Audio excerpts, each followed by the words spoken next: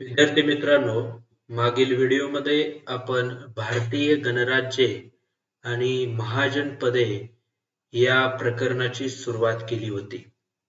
या प्रकरणाची आपण थोडीशी ओळख करून घेतली, थोडक्यात आपण प्रस्तावना पाहिली.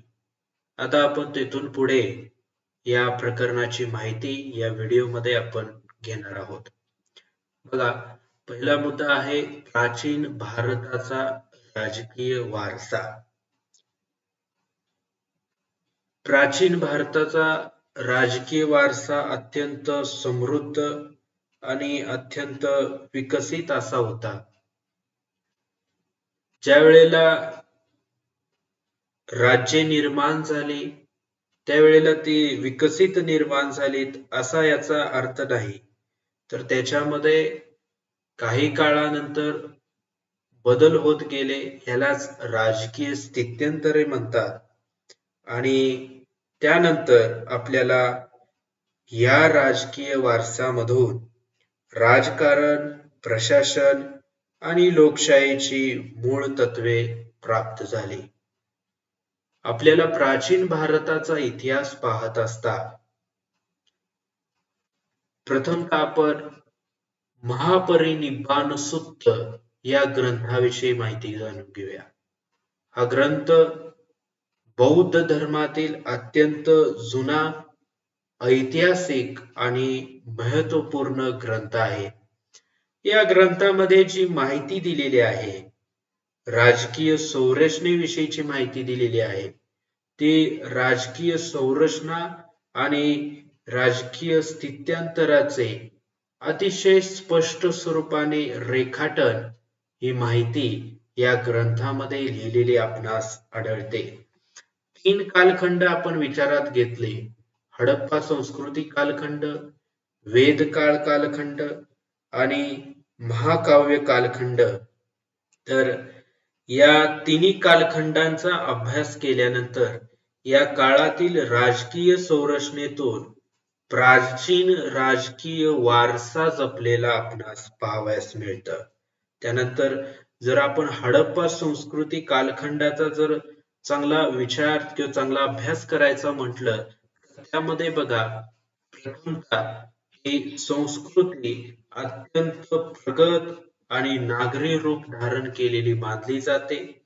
आणि महत्वाची गोष्ट म्हणजे भारताच्या इतिहासाचा प्रारंभ या हडप्पा संस्कृतीच्या कालखंडापासून आहे असं मानलं जातं. या संस्कृतीला आणखीन एक नाव आहे, ते म्हणजे सिंधू संस्कृती. कारण जगातील 4 प्राचीन आणि प्रगत संस्कृतींपैकी एक ही आहे. इसवी सन पूर्व 2500च्या सुमारास सिंधू नदीच्या खोऱ्यात ही संस्कृती बहरली होती. भारतात या संस्कृतीचा शोध 1921 मध्ये लागला होता. बघा, या संस्कृतीला अत्यंत प्रगत आणि नागरी रूप धारण केलेलं म्हटलेलं आहे. याचं कारण म्हणजे ज्या वेळेला संशोधकांनी या संस्कृतीच्या संबंधित किंवा याचे संदर्भ देणारे अवशेष संशोधकांना सापडले, त्या अवशेषावरून एक महत्वाच्या गोष्टी त्यांना अभ्यासायला मिळाल्या, त्या म्हणजे प्रगत नगर रचना. म्हणजे एक नगर, एक शहर कशा पद्धतीने असावं या संदर्भाची माहिती त्या अवशेषावरून मिळाली. दुसरी गोष्ट म्हणजे सार्वजनिक वास्तू. नागरिकांच्यासाठी महास्नानगृह ठेवलेलं होतं, बनवलेलं होतं. ते कशा पद्धतीनं होतं, त्यामध्ये धान्य कोठारे कसे होते, व्यापार, या संस्कृतीमधील अर्थव्यवस्था, सामाजिक आणि धार्मिक जीवन या गोष्टींची माहिती या संस्कृतीमध्ये यातून मिळालेल्या अवशेषातून संशोधकांना प्राप्त झालेले आहे. म्हणून अत्यंत प्रगत आणि नागरी रूप धारण केलेली संस्कृती म्हणून याला म्हटलं जातं. पण सर्वात महत्वाचा घटक म्हणजे या अवशेषावरून असा अनुमान किंवा असा एक अंदाज बांधला जातो. तो अंदाज म्हणजे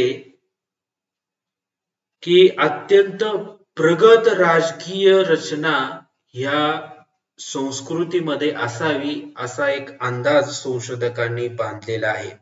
म्हणजे हे सर्व जे घटक त्यांना आढळले, हे जे अवशेष मिळाले, त्या अवशेषाच्या अभ्यासातून हा अंदाज व्यक्त केलेला आहे. अंदाज असं का म्हटलेलं आहे? कारण असा कोणता ठोस पुरावा नाही की त्यांचं राजकीय प्रशासन किंवा राजकीय संरचना हे अत्यंत प्रगत असावी. आणि महत्वाची गोष्ट म्हणजे की ही संस्कृती कशा पद्धतीने प्रगत आहे, याचं नागरी रूप कसं आहे हे आपण पाहिलं. या संस्कृतीमध्ये धार्मिक जीवन कसं होतं, सांस्कृतिक जीवन कसं होतं, या सर्व गोष्टी पाहिल्या. आणि या सर्व घटकांचा अभ्यास करतानाच संशोधकांना तात्कालीन सामाजिक, सांस्कृतिक व धार्मिक जीवनाचे स्पष्ट चित्र समोर आपणास पाहावयास मिळतं. बघा, यानंतर आहे ऋग्वेदकालीन टोळी राज्य. आता टोळी राज्य म्हणजे नेमकं काय, याविषयी आपण मागील व्हिडिओमध्ये चर्चा केलेली आहे. ऋग्वेद काळामध्ये जी टोळी राज्ये अस्तित्वात आली त्या संदर्भात या घटकामध्ये माहिती दिलेली आहे. प्रथमतः प्राचीन भारताची राजकीय संरचना आणि स्थित्यंतरे. बघा, भारताची राजकीय संरचना आणि त्यात होत गेलेली स्थित्यंतरे याचा निश्चित आलेख म्हणजे एक ठोस पुरावे किंवा ठोस अभ्यास ऋग्वेद काळात संशोधकांना मिळाला. आणि सर्वात प्रथम आर्यांच्या वंशशाखेतून स्वतंत्र राजकीय घटक उदयाला आलेला आपण या इतिहासामधून पाहू शकतो. आर्य कोण होते?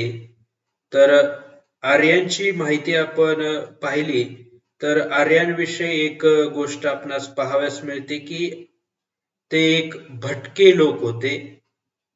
आणि भटक्या लोकांमध्ये त्यांचा विकास जसा होत गेला तसं त्यांनी एक समूह बनवला आणि त्या समूहातून त्यांची एक राजकीय संरचना निर्माण झाली आणि त्या संरचनेला टोळी राज्य अशा पद्धतीने म्हटलं जातं. आणि ही आर्यांच्या वंशशाखेतून टोळी राज्य निर्माण झालेलं आहे. हे टोळी राज्य राजसत्ताक होते, म्हणजे गणराज्य नव्हते किंवा जनपद नव्हते. तर हे कसे होते? तर हे यांची संरचना राजसत्ताक होती आणि यांच्यामध्ये एक सुंदर असं प्रशासकीय यंत्रणा होती. त्यामध्ये टोळी प्रमुख हा राजन असायचा.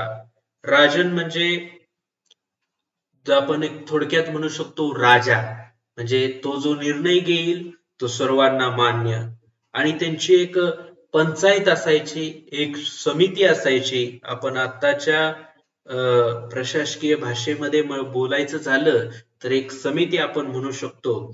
तर ती समिती असायची आणि त्या समितीला ग्राम म्हटलं जात होतं आणि त्या समितीचा प्रमुख ग्रामणी असायचा. म्हणजे ग्रामणी या व्यक्तीला त्या समितीचा प्रमुख मानलं जात होतं.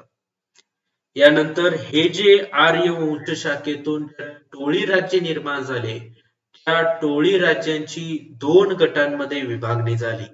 पहिला गट आहे आर्य आणि दुसरा गट आहे अनार्य. या 2 गटांमध्ये या टोळी राज्यांची विभागणी झाली.